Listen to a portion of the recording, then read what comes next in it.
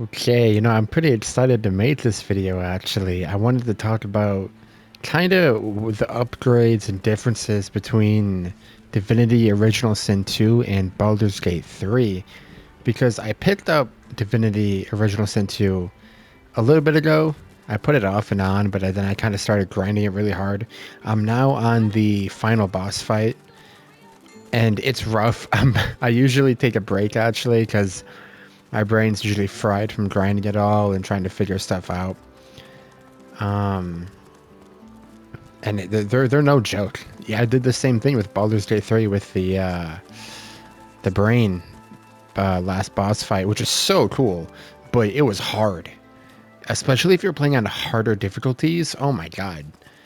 It's you have to do everything perfectly. But one of the main things I noticed is the quality of life.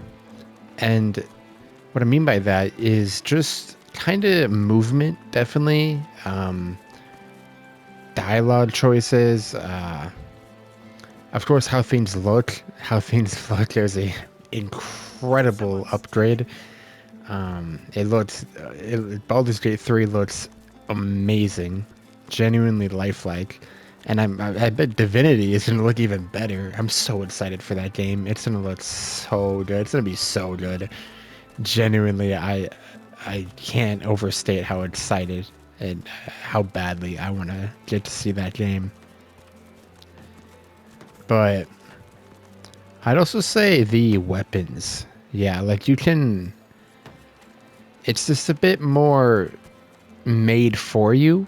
Like, I think in Divinity Original Sin 2, you have to kind of add a lot of runes and stuff if you want to get the peak usefulness out of the weapons, for example. But in Baldur's Gate 3, I don't think you really have to do that, or I think you can. It's been a minute since I played that game, even though I remember so much.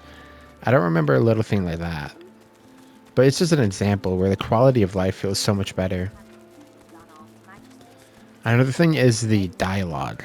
I noticed in Divinity Original Sin 2, I feel like I have to say the full thing because Divinity is now a coming game.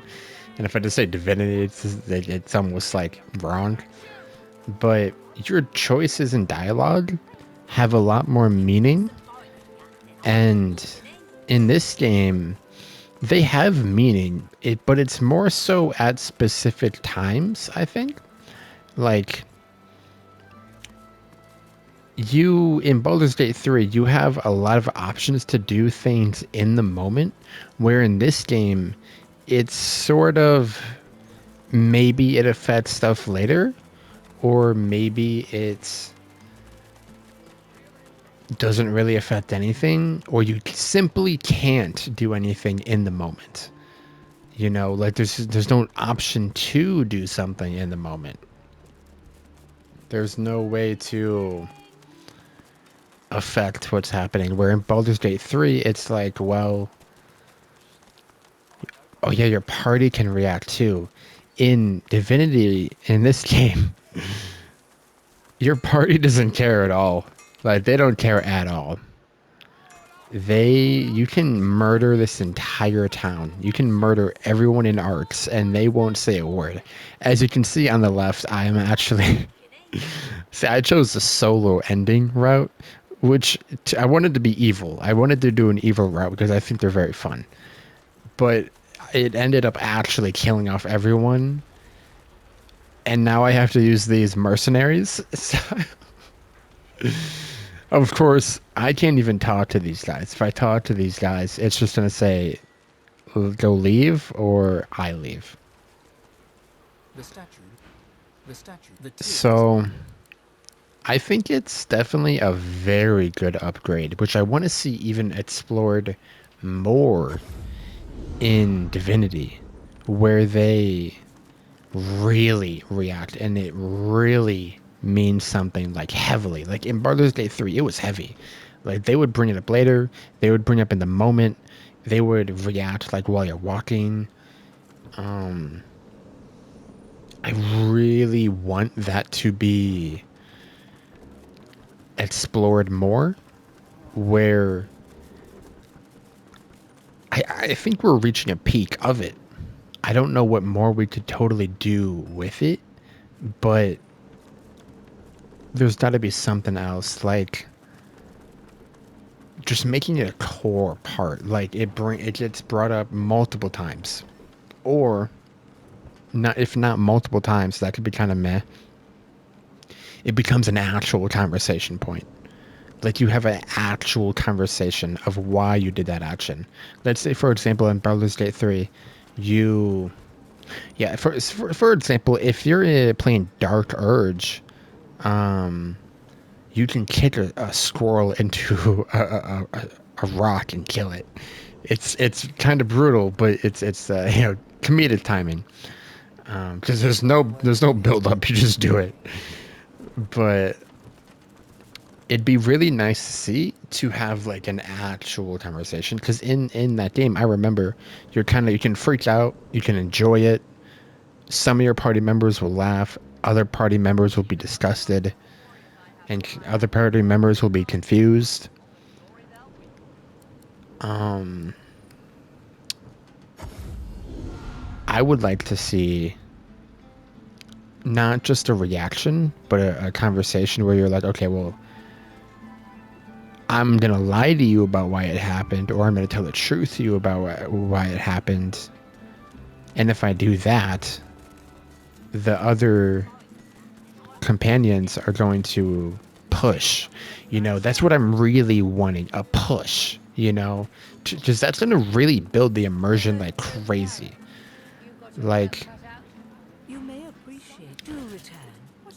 the immersion will be boosted so much if the companions really push for a conversation, especially in the camp zones of Baldur's Gate 3. I don't think this game, I mean, I know it doesn't. I've been playing it for a hot minute now. Divinity Original Sin 2 doesn't have a camp zone. You don't really go lay down. You kind of just, either you can use the bedroll or you can quick save. Although the bedroll has like in-game benefits, and it gives you like source back and health and stuff. But I mean, at least on my difficulty, I just wanted the story. I just played in the easiest mode because I just wanted the story. But I think that would be such a great improvement if they really do go pretty, like, try to be more immersive with the companions. That's half the fun. Another thing is the turn-based combat. Now, I have no problem with turn-based combat. I think it's completely fine. However, I do think there is some issues it runs into, especially with big boss fights. Now, a perfect example of turn-based combat being a little iffy is the boss fight in Divinity Original Sin 2, where you're facing King the Lucian, I think, right? Or in Bratis Frax and what's her name? It's Dallas. It's very clunky and slow, and a lot of the characters are all over the place, and they're running away, and they're running to you, and then running away, and then teleporting. It can't really be helped in turn-based combat, but it needs to be a little adjusted, I think, because it doesn't. It gets to a point where it's not hard, but it's annoying. You know what I'm trying to say? Is that it's not per se about difficulty. It's about, it becomes a drag. And that's the last thing you want in a final boss fight, or a boss fight in general, is for it to be a drag. Because you can throw in filler fights left and right if you really want. It can be kind of weird, but you can. It's not going to really bug anyone, because it's probably going to feel natural either way if you do it right. However, boss fights matter. They're very important. Dark Souls, the entire Dark Souls trilogy and Elden Ring are massively remembered because of how iconic their boss fights are. I mean, Night Rain is literally just a boss fight simulator, and people love it. So that just goes to show you how incredibly important they are.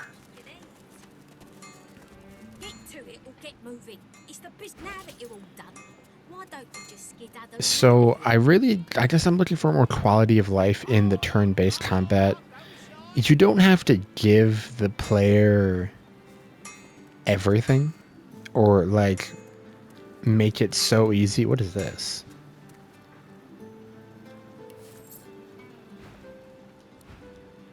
Yeah, I've been trying to get new equipment just to make sure I'm fully ready. Whoa, it disappeared. It's not there. What was it?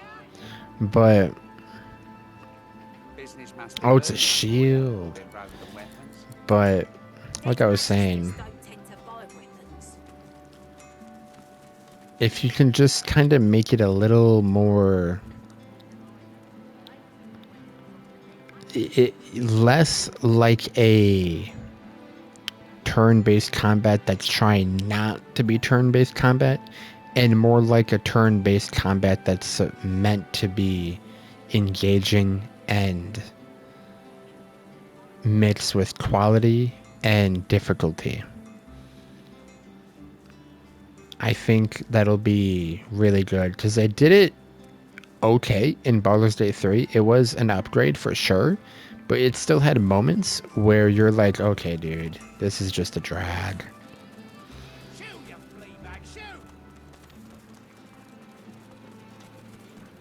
Speaking of the combat in general, it was, like I said, an upgrade from Divinity Original Sin 2 to Baldur's Gate 3, and it was a lot more cinematic. For example, the introduction of Chem and, let's say, Dallas, it was there was no real cinematic. The cinematic was like just the start of the fight, where in Baldur's Gate 3 it was an actual movie. Like, it was a straight up movie. I mean, that it's just like, it was so cool. The introduction of what's his name in Baldur's Gate 3, the undead guy, the undead elf who I have his face in my head. He's the gray. He ruled the castle, and he was a boss fight. And he's the guy that had the axe thrown in his chest, and he just took it out because he had what is it, Isabella, the angel. So he was immortal until you freed her or killed her. I forgot his name. But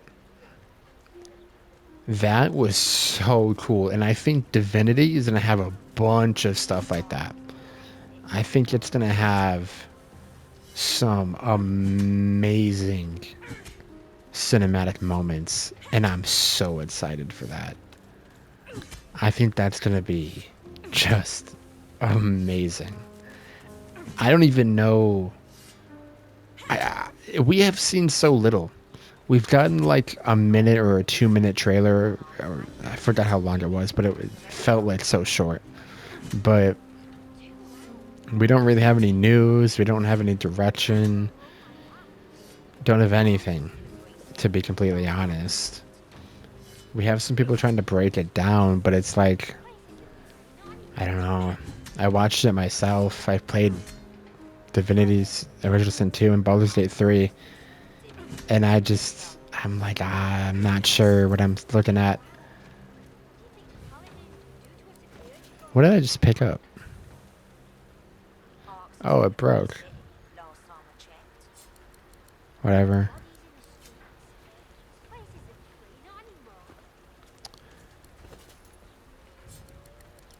So, that's gonna be sick. I think they should definitely go hard with that stuff. Not too hard to where the whole thing's a movie, but just the introductions. I think if you just stick to cinematic introductions, you're on a great path. Like, you really cannot go wrong if you just stick to introductions. This place isn't free, not anymore. As for that voice line, I'm still overweight, dude. It's a shield, isn't it?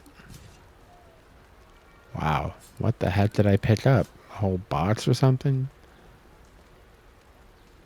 Dude, no way. What is it? I mean, this probably isn't going to affect it. It's just like £1 each, no? Dude. It's unreal. Just take this. Fine.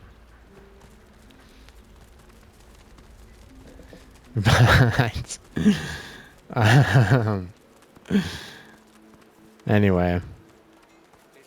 Ooh, the character customization too. The character customization in Divinity Original 2 is pretty good, but in Baldur's Gate, it's okay. It could have been better. It could have been better in terms of a few things. For example, body-wise, I think you could have had a lot more body options.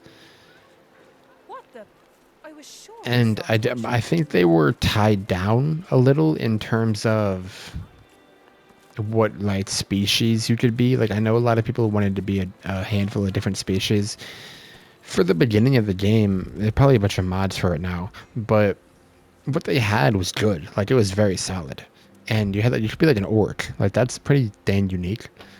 So I'm not bashing them for that at all, but I think in Divinity, the game, I'm curious what you're going to be able to play, because obviously in these games you can pick a handful of races.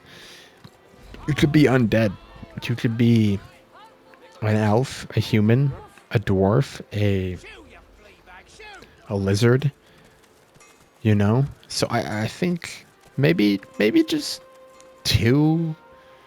It's in this timeline, right? Like, obviously it's so you can't go crazy with like some random new race. I mean, you can, or a species. I mean, you know, like I mean, you can, but it's your game, you know. I would like to see maybe 2, 3 new options. 2 to 3. I don't think there should be a bunch of new ones. I think you should have the basics down from the past games, and maybe just one. Is this? I'll even take 1 or 2. Because I don't know what they would be. They'd have to like, and there would have to be an explanation, you know. But obviously, if you want it to be the most ambitious game, like they say, then, well, there you go.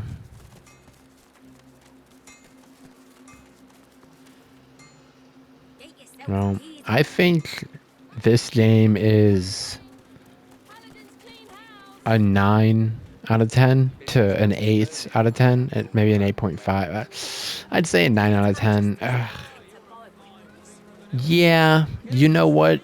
9 out of 10, and the only loss point is probably the immersion. I don't think the immersion was as deep as it could be, and that's why I think it's such a massive upgrade compared to like going to Baldur's Gate 3, where it had so much more immersion, and everything felt like it affected things later on or in the moment. So, yeah, I don't really have too much else to say. I have thoroughly enjoyed both of these games, though, and I want more news of Divinity. I really do. I really do. Anyway, that's about it.